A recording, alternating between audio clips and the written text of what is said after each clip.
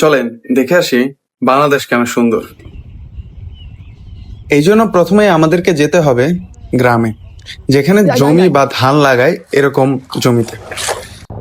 এখানে আসার পর আমাদের যেটা প্রথমে চোখে পড়ে, মানুষ তাদের জমি লাঙল দিয়ে চাষ করার পর জমি সমান করা, এই জিনিসটা এটা দুইভাবে করে। এক, মানুষ নিজে, আরেক হলো মানুষ নিজের পালা গরু দিয়ে ধানের জমি প্রস্তুত করে। এটা মই দিয়ে করা হয়। এখানে দুটো গরু থাকে যেটা লাঙল টেনে টেনে নিয়ে যায় এবং সেটা নিয়ন্ত্রণ করেন একজন বয়স্ক মানুষ। উনি হচ্ছেন এখানকার জমির মালিক, আর ওনার বয়স আমরা যতটুকু জানতে পারি যে 70-এর ঊর্ধ্বে। কিন্তু কোনো যুবক মানুষের থেকে কম না, পারলে আরো বেশি কাজ করেন।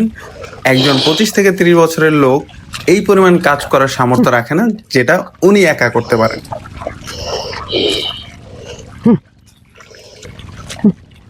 উনি সাধারণত একাই জমি চাষ করে থাকেন, ওনার সাথে তেমন একজন লোক থাকে না। তো উনি নিজের জমি নিজেই করেন এবং চাষাবাদ পুরোটা একাই সামলান। এবং কখনো কখনো যদি একা না পারেন তাহলে সেক্ষেত্রে লোক নেন। ওনার সাথে যখন আমরা কথা বলি তখন উনি এটাই আমাদেরকে জানান।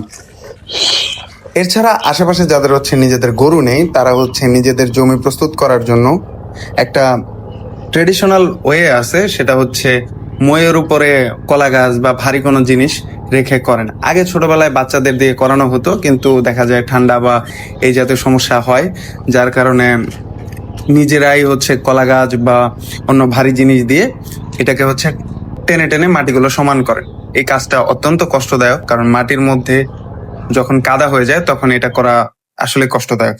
এই সৌন্দর্যগুলো আসলে গ্রামে না আসলে দেখা যায় না।